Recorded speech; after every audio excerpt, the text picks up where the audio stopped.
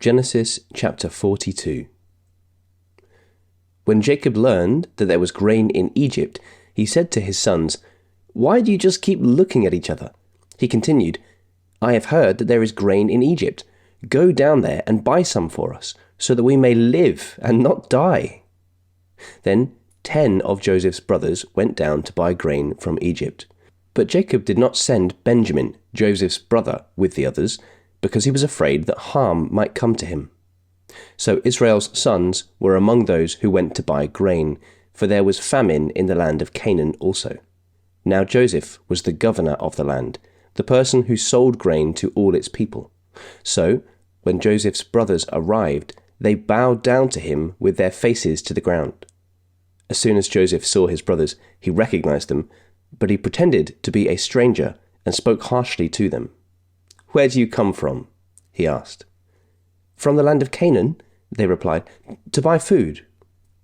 Although Joseph recognized his brothers, they did not recognize him. Then he remembered his dreams about them and said to them, "You are spies. You have come to see where our land is unprotected." "No, my lord," they answered. "Your servants have come to buy food. We are all the sons of one man. Your servants are honest men, not spies." "No," he said to them, "you have come to see where our land is unprotected." But they replied, "Your servants were 12 brothers, the sons of one man, who lives in the land of Canaan. The youngest is now with our father, and one is no more." Joseph said to them, "It is just as I told you. You are spies. And this is how you will be tested. As surely as Pharaoh lives, you will not leave this place unless your youngest brother comes here. Send one of your number to get your brother. The rest of you will be kept in prison, so that your words may be tested to see if you are telling the truth. If you are not, then as surely as Pharaoh lives, you are spies." And he put them all in custody for 3 days. On the 3rd day, Joseph said to them, "Do this and you will live, for I fear God. If you are honest men, let one of your brothers stay here in prison, while the rest of you go and take grain back for your starving households. But you must bring your youngest brother to me, so that your words may be verified and that you may not die." This they proceeded to do. They said to one another, "Surely we are being punished because of our brother. We saw how distressed he was when he pleaded with us for his life, but we would not listen. That's why this distress has come on us." Reuben replied, "Didn't I tell you not to sin against the boy? But you wouldn't listen. Now we must give an accounting for his blood." They did not realize that Joseph could understand them, since he was using an interpreter.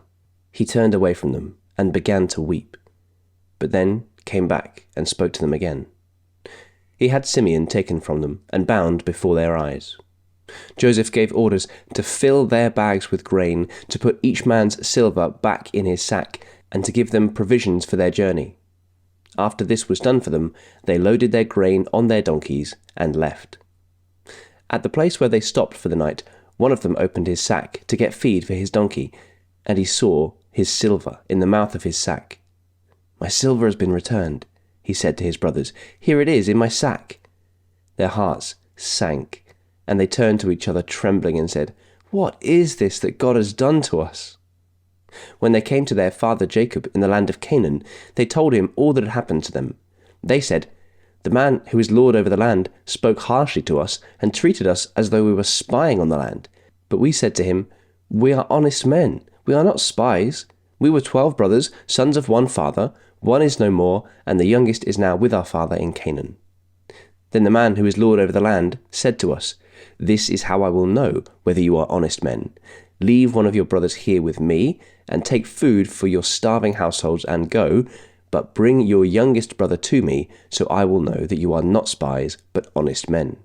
Then I will give your brother back to you, and you can trade in the land.' As they were emptying their sacks, there, in each man's sack, was his pouch of silver. When they and their father saw the money pouches, they were frightened. Their father Jacob said to them, 'You have deprived me of my children. Joseph is no more, and Simeon is no more, and now you want to take Benjamin. Everything is against me.' Then Reuben said to his father, 'You may put both of my sons to death if I do not bring him back to you.' Entrust him to my care, and I will bring him back." But Jacob said, "My son will not go down there with you. His brother is dead, and he is the only one left. If harm comes to him on the journey you are taking, you will bring my grey head down to the grave in sorrow."